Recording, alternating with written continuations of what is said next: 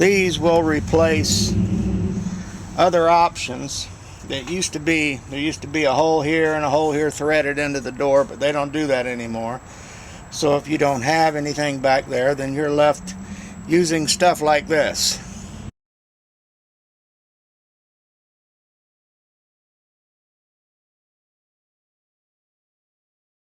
And you have to drill a hole specifically, and I mean specifically, in the right place.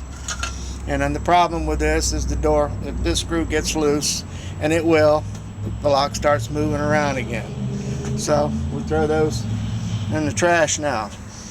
Now I'm going to put in a slam latch in here with the C-3 clip, because unlike the other clips that were out at one time similar to this, they wouldn't work on here because of this piece of metal. On the deadlock, there's nothing there. There's room for it to sit down inside. Well, this is a C-3 because this will work on the slam latch, the deadbolt, and a regular doorknob latch.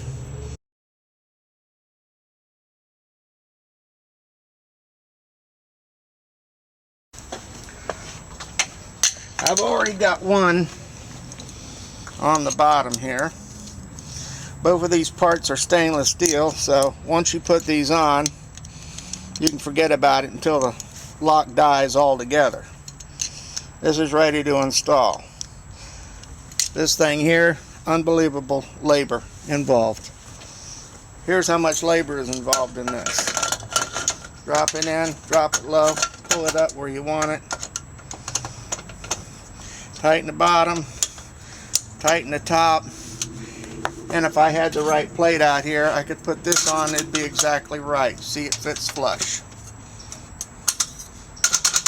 And you can see, this is not going anywhere, and it won't go anywhere, and it won't rust because it's stainless steel.